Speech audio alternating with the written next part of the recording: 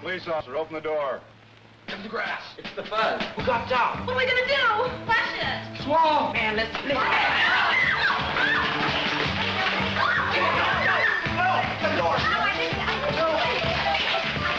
Inside, buddy. Come on, sit down.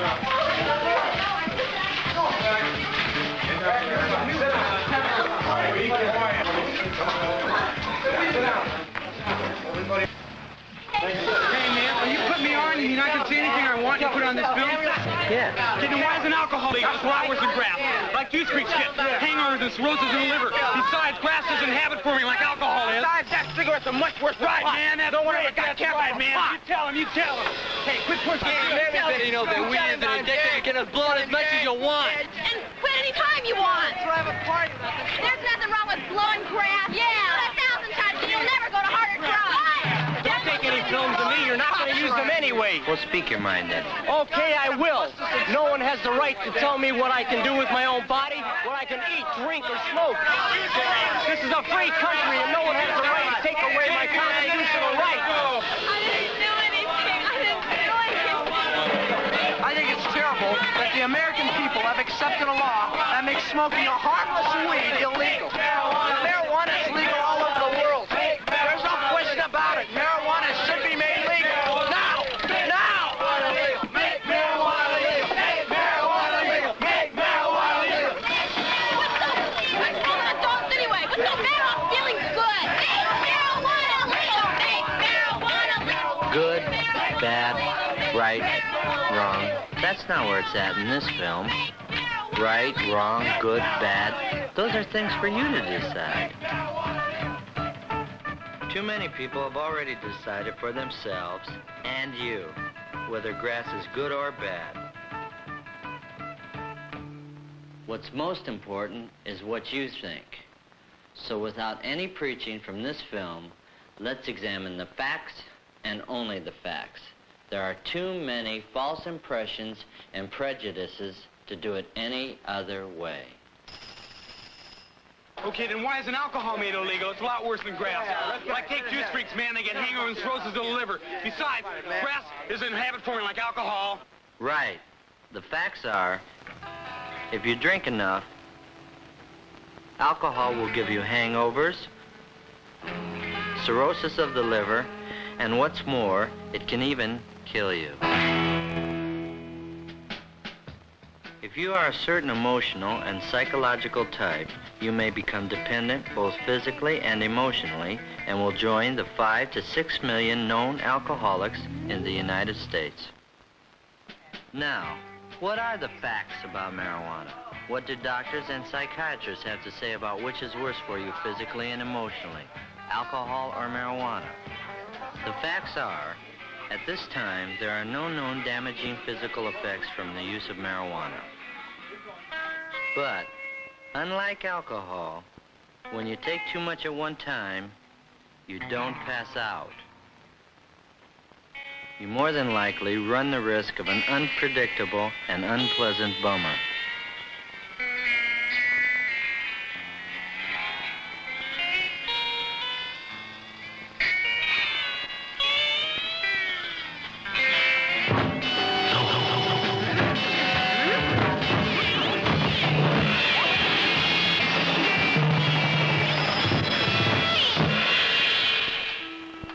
The occasional drink before dinner by adults, like the occasional use of marijuana, does not necessarily lead to an emotional dependency in the stable, mature personality. Sure, go ahead. Great olive, yeah. You like that, I'm glad. Got good olives. Well, that's smart. However, teenage is not a time of great maturity and stability for most teenagers. He already has Dad. The pressures of school, parents, finding your own identity and self-confidence sets you up for a drug dependency that could just as well be alcohol if you preferred that to grass.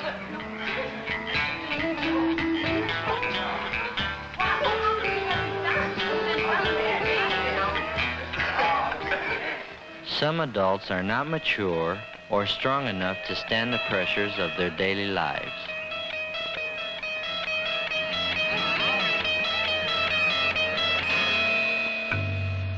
These adults can become just as emotionally dependent on marijuana as on alcohol, whichever is more socially acceptable and easier to get. Even when the alcoholic is physically withdrawn from his body's need for alcohol, he always goes back to it until he learns how to handle his problems.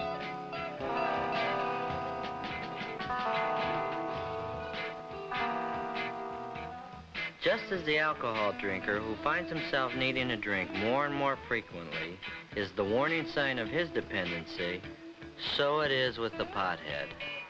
The more he needs the escape from reality or the pleasure of marijuana, the more he is becoming emotionally dependent, exactly as the square and unhip alcoholic adult does. Do two wrongs ever make one right? Cigarettes are much worse than pot. Man, no one ever got cancer from pot. That's right. It's a fact. No one ever got cancer from pot. But it's also a fact that no one ever dropped out of school because they were hung up on tobacco. And no one who just finished smoking a cigarette ever forgot she was driving a car as she tripped out on the beauty of a back road nature trip.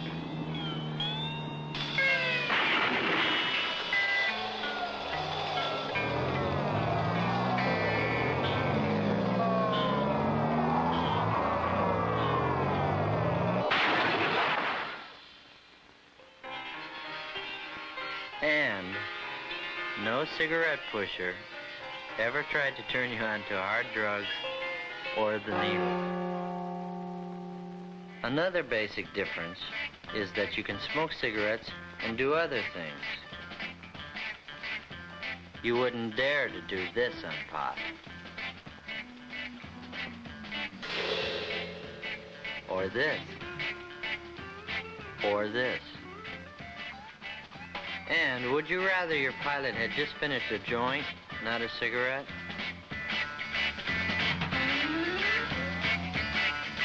Or your surgeon operating on your heart? Your attorney pleading your case? Your sergeant? Your dentist? Your flight leader? Your team center? Your LSO?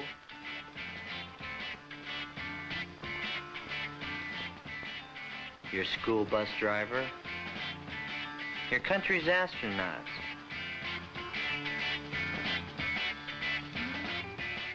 Or even the guy who is just changing your front tire? Would you rather he was smoking a cigarette or a joint? However, neither your government nor any responsible person recommends smoking. So, 2 or 3 wrongs don't make one right either. Everybody knows that weed is addictive. You can blow as much as you want. No, I'm here. And quit any time you want. Blow as much grass as you like, and your body won't need it? Right. You can quit any time you like? Not true for everybody. And that's the problem. The World Health Organization of the United Nations, with its leading medical and psychiatric experts from over 100 member nations, has this to say about marijuana being habit-forming without one dissenting vote.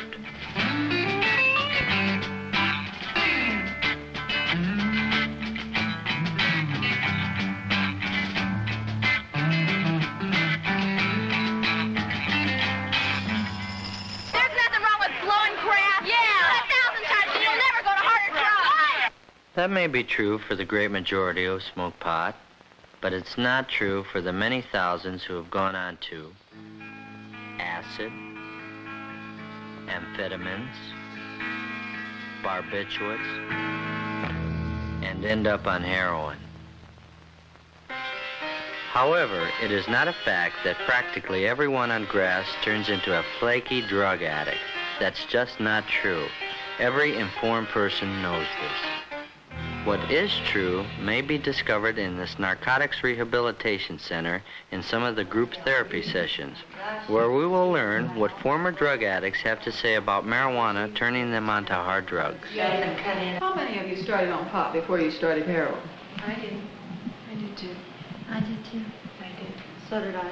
I did. I did. Me too. Me too. I did. I did. So did I. I did. That means all of you used marijuana then. Yeah. I was 11 when I first started using it. I was about 19. I think it's kind of hard to deal marijuana because it's so bulky, you know, and you have to go through the trouble of chopping it up and cleaning it. I think it's much easier to deal heroin, you know, than marijuana. Really, because, you know, all that bulk and everything, it's much easier just to have a small bag of balloon that you can carry, and then you can cut that up and get a lot more money for it. You know, and all the trouble you have to go through with it, you know, like cutting it up, especially if you get a kilo, you know, you have to cut it up, then you have to clean it, you know, and then you have to roll it and box it, you know, and can it. You know, it's just a really big hassle behind it, you know. That's why I think the dealers go on to dealing heroin and then get us to buying heroin. I think if you smoke marijuana or take pills or get loaded in any way at all, that you will be accepted into the dope world and eventually you will have contact with this environment. I definitely think that if you get loaded on marijuana, you are subjected to the environment and it does become readily available to you. That's the way it is, man. You know, when you're around a crowd and you're all smoking weed and then they start using some other drug and you go right ahead along with them and you end up using it and get higher. And then the weed isn't good enough anymore. And then you turn on to heroin, too. Most of you started smoking marijuana when you were introduced to narcotics. I did. I started smoking weed. For me it was, but I wanted a different high, you know. And weed wasn't good enough, and I heard that heroin and stimulants, crystals, were a better high. And that's why I went to them, you know. Yeah, I'm the same way, man. I guess a lot of people started that way. Speaking for myself, I did. I started on weed and got burned out, and I needed something stronger, so I went to heroin. Well, I started smoking weed, you know, because I was running away from something which was myself. And out of all I've run through a lot of highs trying to run away from myself: heroin, LSD, methadone. I like marijuana. I just couldn't handle it myself. I was looking for something else. I myself think really the real reason I started smoking marijuana, man, because usually I was one of the younger dudes from my neighborhood. I wanted to be accepted. I was weak, scared, and from this it led to heroin, and it's just been an endless time of going to jail back and forth, man. I don't like it, and I hope nobody else will use this, not because of the fact that it's bad itself, but what it leads to, man. This is the way I feel. Well, I can only speak for myself, but I imagine some of the other dudes in here feel the same way I do about it, that some people are addictive prone to it. I mean, like myself, I can't handle it because, I mean, this is just the way I am. I use it for an escape. I did it before I came in here. I hope when I go out that I've changed, in which I feel that I have, but I'm a small minority of people that we can't handle anything, you know, like my alcohol, I can't handle that. I couldn't handle heroin. I mean, weed because I needed something stronger to escape or anything else like that. And there's more people like me that I feel, you know. And I imagine some of the other dudes in here could go along. You couldn't with handle that. liquor either. No. Yeah, it's a personality thing where there's a lot of people that can go out there. These are the files of the Research and Statistics Office of this Narcotics Rehabilitation Center. It's like out of 100 drawers, 95 of them are filled with file folders of people who have started on marijuana. The rest started on glue, pills, alcohol, and a few on heroin itself. A more accurate percentage is 78% of the inmates started on marijuana. However, what the computer doesn't say is, there's certain kind of people that'll avoid taking care of business and will turn to grass when they get hung up and forget about everything else they're supposed to do when they're behind grass. Marijuana doesn't, it's not addictive, but by using it, you don't do the things that you should do. For instance, like in school, you try to do the things that you have to do in school, but your mind is it's not all there, you understand? Nobody can tell me what to do with my own body, what I can eat, drink, or smoke. This is a free country, and nobody has the right to take away my constitutional rights. that could be a fact if you were the only one affected by what you do. But the Constitution and the laws that came out of it were designed to protect the individual and the group from irresponsible individuals, which is why there are speeding laws, building safety laws, pure food laws, pure drug laws, laws to protect your money, laws to protect children, laws to protect the aged, and even a law to protect you from taking your own life.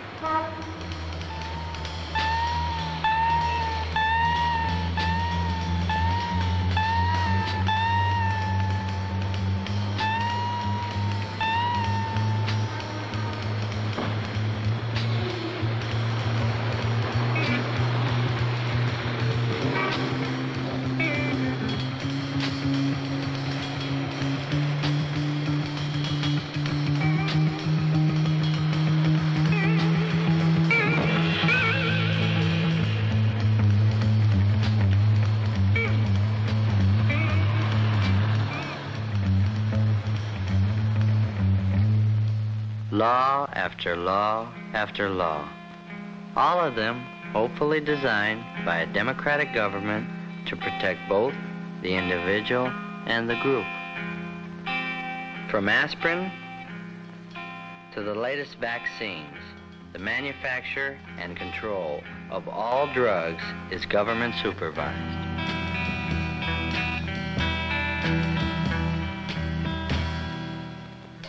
Would you really want it any other way? Like without government supervision?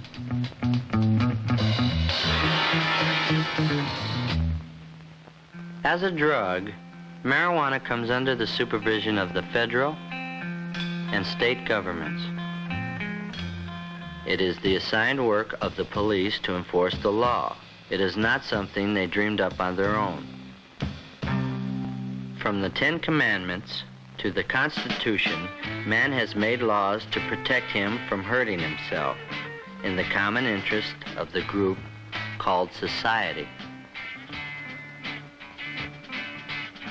Doctors, psychiatrists, social scientists, chemists, biochemists, basically people who are not primarily concerned with the ethics or morality of the use of marijuana, have provided their expert knowledge to our legislators, which in turn has caused them to pass laws to make marijuana illegal, not as a matter of morality, but as a matter of health, mental health, period. think it's terrible that the American people have accepted a law that makes smoking a harmless weed illegal. Marijuana is legal all over the world. There's no question about it. Marijuana should be made legal. Now! Make marijuana legal! There's no question about it. Many young people agree with that. Let's examine the facts. First, marijuana is not legal all over the world. It isn't legal in Mexico, Egypt, India, Great Britain, China, Japan, or any of the major nations in the civilized world. Nigeria is one of the latest countries to make marijuana illegal. Here, the pusher is given the death penalty.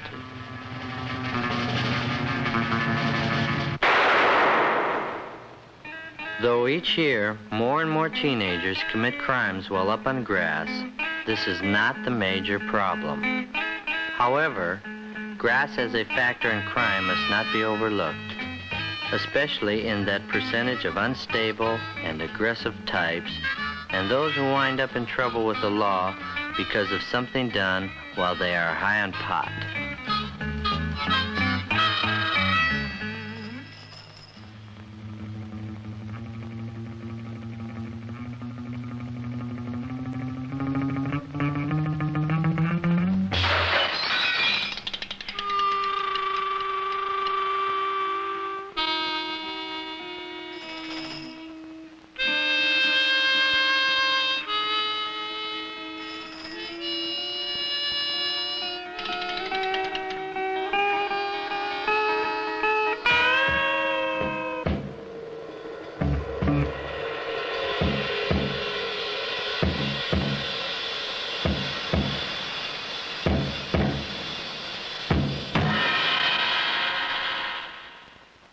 Too many average and decent teenagers smoke pot without committing crimes, except for the illegality of the sale, possession, or the use of it.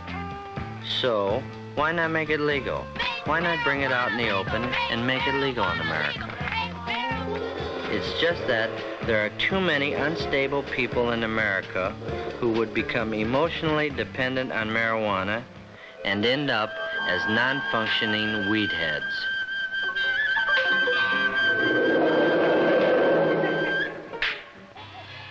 Easy availability and the implied approval of society will, in the opinion of many medical authorities, create a drug dependency problem far more serious than that of the 5 to 6 million alcoholics today. If the acknowledged effect of marijuana is much greater than alcohol, it becomes easy to see why the emotionally unstable and immature may turn to marijuana in even greater numbers than to alcohol, and eventually go to more dangerous drugs in the form of LSD, pills, and heroin. Who, me? Who, me? Who, me? Who, me? It's possible. Who, me? And that's the problem. You can never tell who is so stable and so emotionally secure that they will not become dependent on marijuana or other drugs for pleasure and full-time escape. What's the matter? I'm feeling good. Nothing, baby. Nothing.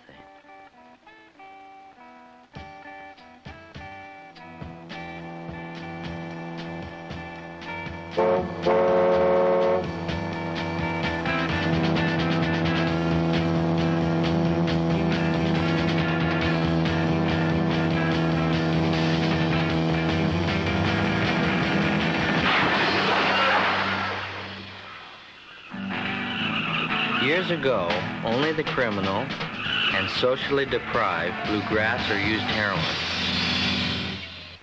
Today, the nicest people may be on grass. Why is that a fact? I took it on a dare. But only kids take dares. I dare ya. Come on. Jump. I dare ya. Jump. Come on. Jump. I dare ya. Jump.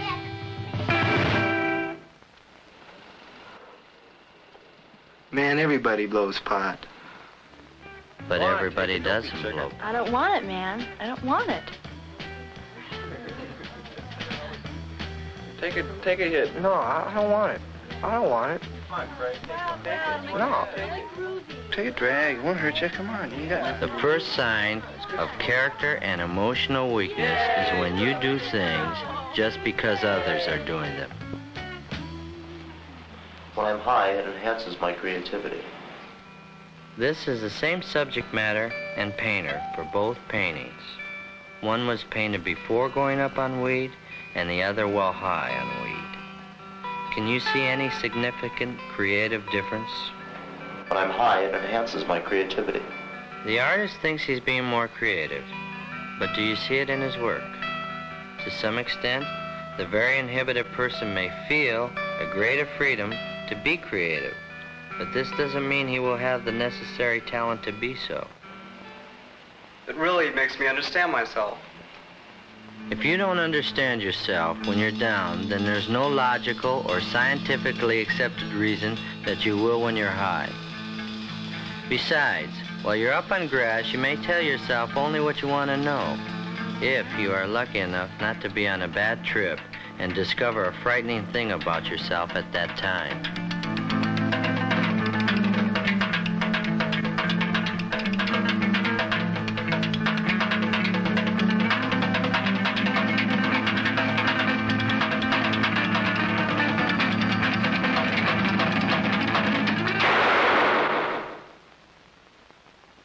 Let's face it, the reasons we've heard for blowing grass up to now are like an iceberg.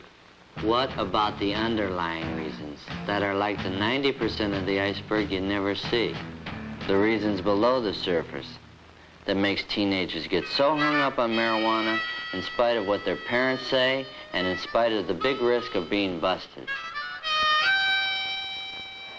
The world stinks. Adults keep making wars.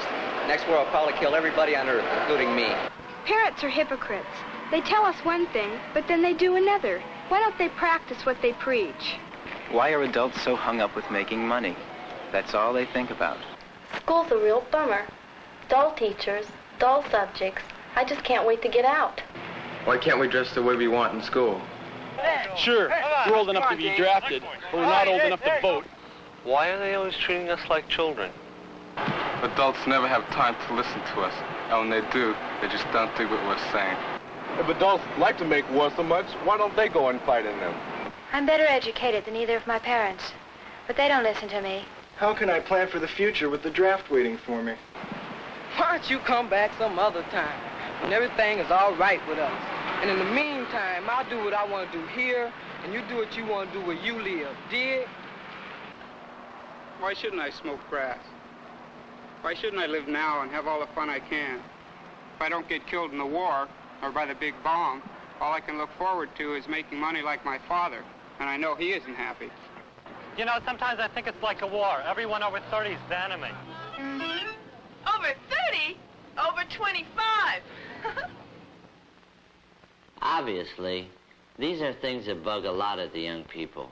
But this time, rather than hear from the establishment, who run newspapers, radio, television, book and magazine publishing companies, political parties, and schools, let's hear from those other teenagers who aren't smoking pot.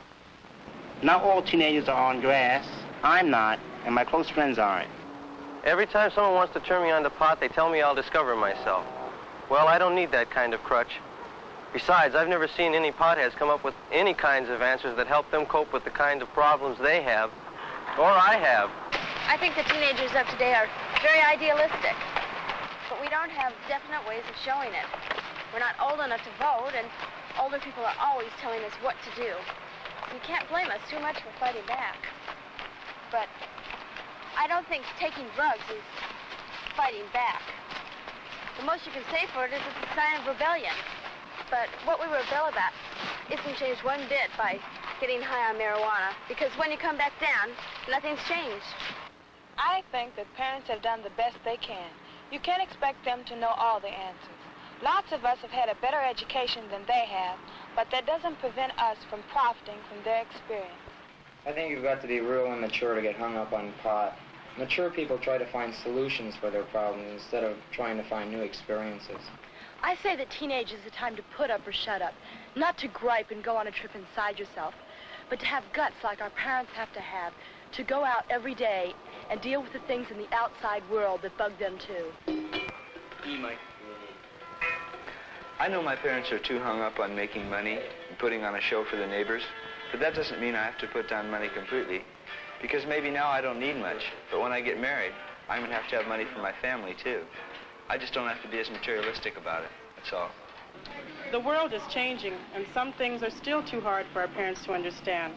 But blowing grass, and that's really a cop-out, and it won't help our parents understand the darn thing. School is like everything else. You only get out of it what you put into it. It's not a party. The way I look at it, I'm here to learn. Even if some of the subjects or the teachers aren't the greatest, I've got to make the best of it. I'm here for an education, and everything extra is just gravy. There really is a communication gap, but I think that if I have a better education and better life than my parents, I should make the first move to make that gap become smaller and smaller. From what I've read and from what I've heard, there are millions of adults over 30 who don't like the establishment or going to war any more than we do. I honestly believe that adults are disappointed in us because it's always been expected of young people to try to change things, to make things better, or at least prepare to change things if we don't like them. Not to cop out on life through grass or other drugs. No, not for me. I'm more interested in dropping into the world I live in than turning on, tuning in, and dropping out. I don't like to criticize anybody, but I think that too many teenagers don't have too much purpose. It's like they don't have any goals. I don't mean that they should just be planning to make money and all that, but I think that trying to find something you'll enjoy doing for the rest of your life is the least you can do now, because everybody has to work, even girls before they get married, and even after they do. I think too many teenagers traded in their idealism for a stick of weed. When I see some teenagers acting superior to those of us who don't need drugs to feel good or understand ourselves, I get real bugged. Well now, you've heard from both sides of the question. But what you do with your life is up to you. If you become a pothead, you risk blowing the most important time of your life, your teenage. That unrepeatable time for you to grow up and to prepare for being an adult that can handle problems and make something meaningful out of life. Or you have the choice to have the courage to see and deal with the world for what it really is. Far, far from perfect, but for you and for me, the only one there is. While it's true that some of you will actually go to the moon and perhaps other planets, it's also true that in a few short years, this world will be your establishment, and you will be the establishment. And what you do or don't do about it will be your scene. You're the generation with the brain power and the opportunity to do more for the human needs of this world than any other generation in history.